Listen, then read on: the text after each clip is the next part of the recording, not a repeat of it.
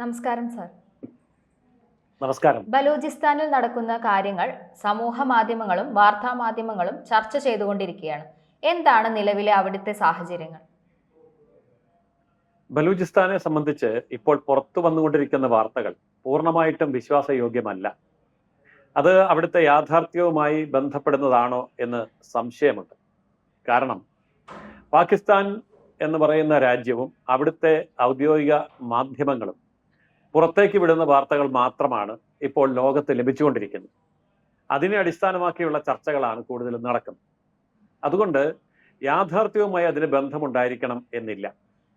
കാരണം ഈ ബലൂചിസ്ഥാനിൽ തട്ടിക്കൊണ്ടുപോയ അല്ലെങ്കിൽ തട്ടിയെടുക്കപ്പെട്ട തീവണ്ടി കിടക്കുന്ന സ്ഥലത്തിന് 20 കിലോമീറ്റർ അടുത്ത് പോലും പാകിസ്ഥാൻ സൈന്യത്തിന് എത്താൻ കഴിഞ്ഞിട്ടില്ല എന്നാണ് ഇപ്പോൾ നമുക്ക് മനസ്സിലാക്കാൻ കഴിയുന്നത്.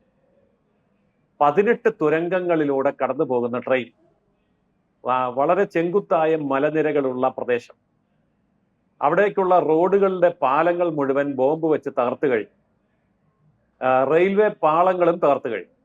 അപ്പോൾ കരമാർഗത്തിൽ കൂടി ആർക്കും തന്നെ അങ്ങോട്ട് എത്താൻ ഉള്ള സാധ്യതയില്ല. പിന്നെ വ്യോമമാർഗത്തിൽ കൂടി വരാം എന്ന് കരുതിയാൽ അവിടേക്ക് ഹെലികോപ്റ്ററുകളോ യുദ്ധവിമാനങ്ങളോ അയച്ചാൽ പോലും ഈ തുരങ്കങ്ങൾക്കുള്ളിൽ ഒളിച്ചിരിക്കുന്ന ഈ പറഞ്ഞ തീവ്രവാദികൾ അവർക്കോ അല്ലെങ്കിൽ തുരങ്കങ്ങൾക്കുള്ളിൽ ബന്ദികളാക്കപ്പെട്ടവർക്കോ എതിരെ ഒരു നടപടിയും നടത്താൻ അത്ര എളുപ്പവുമല്ല. പിന്നെ ഒരു കമാൻഡോ ഓപ്പറേഷൻ എന്ന് പറയുമ്പോൾ കമാൻഡോ ഓപ്പറേഷൻ എവിടെയാണ് വിജയിക്കുക? കമാൻഡോ ഓപ്പറേഷന്റെ സ്വഭാവം എന്താണ്? അത് വളരെ പെട്ടെന്ന് മിനിറ്റുകൾക്കുള്ളിൽ തുടങ്ങി അവസാനിപ്പിച്ച് വിജയിക്കേണ്ടതാണ് കമാൻഡോ ഓപ്പറേഷൻ. പക്ഷെ ഇതുപോലൊരു സ്ഥലത്ത് ഒരു കമാൻഡോ ഓപ്പറേഷൻ നടത്തി വിജയിപ്പിക്കാൻ കഴിയുമായിരുന്നു എങ്കിൽ പാകിസ്ഥാൻ അത് പൂർണ്ണമായിട്ടും ചെയ്തു തീരേണ്ട സമയം കഴിഞ്ഞു. മാത്രമല്ല, ഘട്ടം ഘട്ടമായിട്ട് കമാൻഡോ ഓപ്പറേഷൻ നടത്താനും പറ്റില്ല.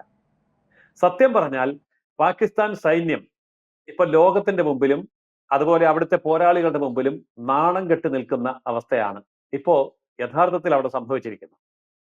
ഈ മരണത്തിന്റെ കണക്കുകൾ, ബന്ദികളാക്കപ്പെട്ടവരുടെ കണക്കുകൾ, ഇതൊക്കെ പുറത്തേക്ക് വരുന്നതിനെ നമുക്ക് ഒരു കാരണവശാലും വിശ്വസിക്കാൻ പറ്റാവുന്ന കണക്കുകളല്ല.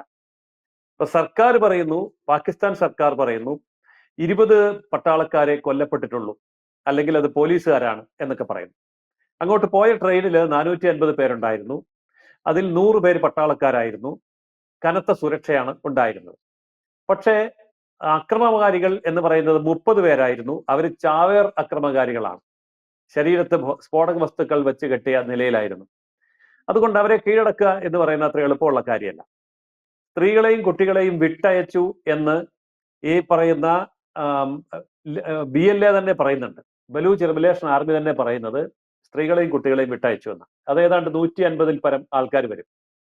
അപ്പൊ ഈ 150-ൽ പരം ആൾക്കാരെ വിട്ടയച്ചതിന്റെ ചിത്രങ്ങൾ ഉപയോഗിച്ചുകൊണ്ട് ബന്ദികളെ മോചിപ്പിച്ചു എന്ന് അവകാശപ്പെടുകയാണ് പാകിസ്ഥാൻ ഇപ്പോൾ ചെയ്തുകൊണ്ടിരിക്കുന്നത്. സത്യത്തിൽ അതാണ് സംഭവിച്ചിരിക്കുന്നത്. 100ഓളം വരുന്ന പട്ടാളക്കാരിൽ മിക്കവർ ആൾക്കാരും കൊല്ലപ്പെട്ട് കഴിഞ്ഞിരിക്കുന്നു എന്ന് പറയുമ്പോൾ പാകിസ്ഥാൻ ഔദ്യോഗികമായിട്ടത് സ്ഥിരീകരിക്കുന്നില്ല എങ്കിൽ പോലും അത് സംഭവിച്ചിരിക്കാനുള്ള സാധ്യതയാണുള്ളത്. കാരണം 48 മണിക്കൂർ സമയപരിധി കഴിയുകയാണ്.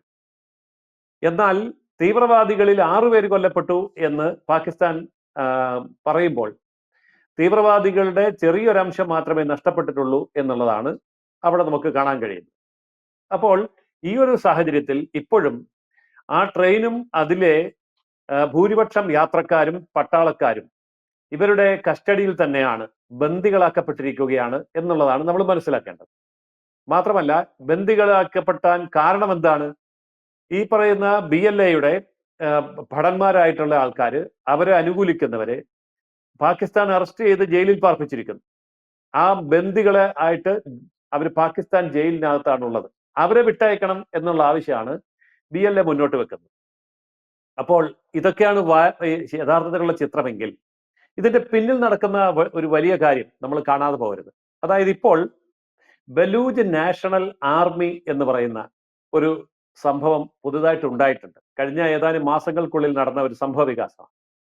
ഈ ബലൂച്ച് നാഷണൽ ആർമി എന്ന് പറയാൻ കാരണം ഇത് BRA, BLA, BLF, BRS എന്ന് പറയുന്ന 4 സംഘടനകളെ ഒന്നിച്ചു കൂട്ടി അവരെല്ലാം കൂടി ചേർത്ത് അവരുടെ ഒരു സൈന്യം, സംയുക്ത സൈന്യം ഉണ്ടാക്കിയതിന്റെ പേരാണ് ബലൂജ് നാഷണൽ ആർമി. അതായത് BRAയും BLAയും തീവ്രവാദ സംഘടനകളാണ്, സായുധ സംഘടനകളാണ്. BLFും BRSും എന്ന് പറയുന്നത് സ്വാതന്ത്ര്യ സമരത്തിന്റെ മറ്റ് ശൈലികൾ സ്വീകരിക്കുന്നവരാണ്. അങ്ങനെ 4 സംഘടനകൾ ബലൂചിസ്ഥാന്റെ സ്വാതന്ത്ര്യത്തിന് വേണ്ടി പോരാടുമ്പോൾ ഈ സായുധ സംഘടനകൾക്ക് വേണ്ടി ഇവർ 4ആയിട്ട് തിരിഞ്ഞാൽ അപകടമാണ് എന്ന് മനസ്സിലാക്കിക്കൊണ്ട് അവരൊന്നിച്ച് ഒരു ബലൂജ് നാഷണൽ ആർമി രൂപീകരിച്ചു. ഇത് രൂപീകരിച്ചു കഴിഞ്ഞിട്ട് 938 തവണ ആക്രമണങ്ങൾ നടത്തി 1000 പേര് മരിക്കുകയും 676 പേർക്ക് പരിക്കേൽക്കുകയും ചെയ്തു എന്നുള്ളതാണ് ബലൂചിസ്ഥാൻ പോസ്റ്റ് എന്ന് പറയുന്ന പത്രത്തിൽ വന്ന റിപ്പോർട്ട്. ഇത് ഇത്രയും വലിയ കാര്യങ്ങൾ അവിടെ നടക്കുമ്പോൾ ഒരു കാര്യം ഉറപ്പാണ്, ബലൂചിസ്ഥാന്റെ മോചനത്തിന് വേണ്ടിയുള്ള പോരാട്ടം അതിന്റെ അന്തിമ ഘട്ടത്തിലേക്ക് എത്തിയിരിക്കുന്നു എന്ന് പറഞ്ഞാൽ വിജയത്തിനടുത്ത് എത്തിയിരിക്കുന്നു.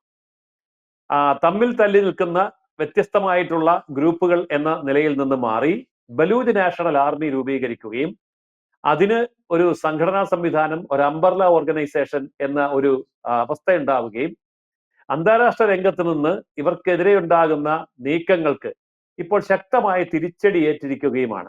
ചൈന പാകിസ്ഥാനോടൊപ്പമുണ്ട്. ബലൂജ് നാഷണൽ ആർമിക്ക് പിന്നിൽ അല്ലെങ്കിൽ ബലൂചിസ്ഥാനിൽ നടക്കുന്നതായ സ്വാതന്ത്ര്യ സമര പോരാട്ടങ്ങൾക്ക് പിന്നിൽ ഭാരതമാണുള്ളതെന്ന് ആരോപണമുണ്ട്. എന്നാൽ അഫ്ഗാനിസ്ഥാനിലുള്ള അൽ-ഖ്വയ്ദയ്ക്ക് ഈ ബലൂജിലെ തീവ്രവാദി സംഘടനകളുമായിട്ട് ബന്ധമുണ്ട് എന്നും പറയുന്നുണ്ട്. അപ്പോ തീവ്രവാദികളുടെയും അതുപോലെ ഭാരതം പോലെയുള്ള രാജ്യങ്ങളുടെയും ചൈന പോലെയുള്ള രാജ്യങ്ങളുടെയും അമേരിക്കൻ താല്പര്യത്തിന്റെയും ഒക്കെ ഒരു സംഘർഷ ഭൂമിയായി ബലൂചിസ്ഥാൻ മാറുന്ന ഒരു കാഴ്ചയാണ് ഇപ്പൊ കാണുന്നത്. പക്ഷേ ഇതെല്ലാം അവിടുത്തെ ദേശീയ ജനതയ്ക്ക് അനുകൂലമായി നിൽക്കുന്ന അന്തരീക്ഷം ഇപ്പോൾ രൂപപ്പെട്ടിരിക്കുന്നു എന്നുള്ളതാണ് ഇപ്പോഴത്തെ ഒരവസ്ഥയിൽ നിന്ന് നമുക്ക് മനസ്സിലാവേണ്ടത്. ഭാവിയിൽ എന്തായിരിക്കും അപ്പൊ ബലൂചിസ്ഥാനിൽ സംഭവിക്കാനിരിക്കുക? എന്തൊക്കെയായിരിക്കും അവിടെ സംഭവിക്കാൻ പോകുന്നത്? ഇപ്പൊ ബലൂചിസ്ഥാനെ സംബന്ധിച്ചിടത്തോളം അത് വളരെയേറെ സമ്പന്നമായ ഒരു സ്ഥലമാണ്. സ്വർണം, ചെമ്പ്, പെട്രോളിയം, പ്രകൃതിവാതകം എന്ന് തുടങ്ങി നിരവധി ധാതു സമ്പത്തുള്ള ഒരു പ്രദേശമാണ് ബലൂചിസ്ഥാൻ പ്രവിശ്യ. ഏതാണ്ട് പാകിസ്ഥാന്റെ 1/3 അതിലധികമോ വരുന്ന വലിയ വിശാലമായ ഭൂപ്രദേശമാണ്. പക്ഷെ അവിടുത്തെ ജനങ്ങൾ അവിടെ ആദ്യം ആവശ്യപ്പെട്ടിരുന്നത് ഇന്ത്യയിൽ ചേരണം എന്നുള്ളതായിരുന്നു. ഇന്ത്യ വിഭജന സമയത്ത് അവർ പറഞ്ഞു, ഞങ്ങൾ ഇന്ത്യയോടൊപ്പമാണ്. ഇവിടെ ധാരാളം ക്ഷേത്രങ്ങളുണ്ട്, ഹിന്ദുക്കളുണ്ട്.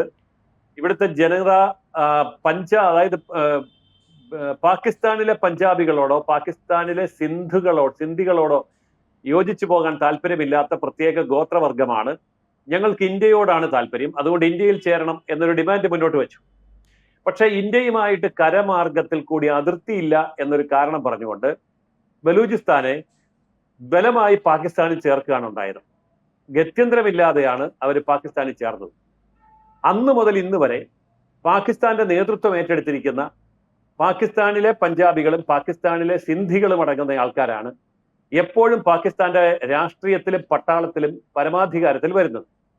അതുകൊണ്ട് ഈ ബലൂചിസ്ഥാൻ എന്ന് പറയുന്ന വിശാലമായ ഭൂപ്രദേശത്തെ അതീവ സമ്പന്നമായ സ്വർണ്ണ ഖനികളും ചെമ്പ് ഖനികളും അതുപോലെ പെട്രോളിയം പ്രകൃതിവാതകങ്ങളും ഒക്കെ തന്നെ പാകിസ്ഥാന് വേണ്ടി ഉപയോഗിച്ചാലും ബലൂചിസ്ഥാനിൽ ഒരു വികസന പ്രവർത്തനവും ഇല്ല. അവരെ തഴഞ്ഞിരിക്കുകയാണ്. ഇത് അവര് അങ്ങേയറ്റം രോഷത്തോടു കൂടി കാണുന്നു. അതുകൊണ്ട് അവർ പറയുന്നു, ഞങ്ങൾക്ക് സ്വതന്ത്ര രാജ്യ പദവി വേണം, ബലൂചിസ്ഥാൻ ഒരു സ്വതന്ത്ര രാജ്യമാകണം. ഏതായാലും ഈ ബലൂചിസ്ഥാൻ സ്വതന്ത്ര രാജ്യമാകണം എന്നുള്ള ആവശ്യത്തിന് ഇപ്പോൾ ശക്തിയേറി വരുമ്പോൾ അഫ്ഗാനിസ്ഥാൻ അടക്കമുള്ള പല രാജ്യങ്ങളിലെയും ഇസ്ലാമിക ശക്തികളുടെ പിന്തുണ കൂടി അവർക്ക് ലഭിക്കുകയാണ്. അതായത് ഇസ്ലാമിക രാഷ്ട്രങ്ങൾക്കിടയിൽ പോലും പാകിസ്ഥാൻ വെറുക്കപ്പെട്ട ഒരു രാഷ്ട്രമായി മാറുമ്പോൾ പാകിസ്ഥാന്റെ 1/3 വരുന്ന ബലൂചിസ്ഥാനെ തങ്ങളുടെ ഒപ്പം നിർത്താനുള്ള നീക്കങ്ങൾ ഇസ്ലാമിക രാജ്യങ്ങളുടെ ഭാഗത്ത് പോലും ആരംഭിച്ചിട്ടുണ്ട്. ഇതുവരെ എല്ലാവരും പറഞ്ഞിരുന്നത് ഇത് ഇന്ത്യയുടെ ഒരു താല്പര്യമാണ്, പാകിസ്ഥാനെ വിഘടിപ്പിക്കാനുള്ള ഒരു തന്ത്രമാണ് എന്നൊക്കെയാണ്. പക്ഷെ അതല്ല. ഇസ്ലാമിക രാജ്യങ്ങളുടെ പല രാജ്യങ്ങളുടെയും പിന്തുണ, ഇസ്ലാമിക തീവ്രവാദി ഗ്രൂപ്പുകളുടെ പിന്തുണ ബലൂചിസ്ഥാന്റെ സ്വാതന്ത്ര്യത്തിന് വേണ്ടി വാദിക്കുന്നു എന്ന് പറയുമ്പോൾ ആസന്നമായ ഭാവിയിൽ ബലൂചിസ്ഥാൻ ഒരു സ്വതന്ത്ര രാജ്യമായി മാറും എന്ന് തന്നെയാണ് ഇപ്പോൾ നമുക്ക് വ്യക്തമാവുന്ന കാര്യം. കൂടുതൽ വാർത്തകളും വിശേഷങ്ങളും നിങ്ങളിലേക്ക് എത്താൻ ABC മലയാളം സബ്സ്ക്രൈബ് ചെയ്യുക, ബെൽ ബട്ടണും അമർത്തുക.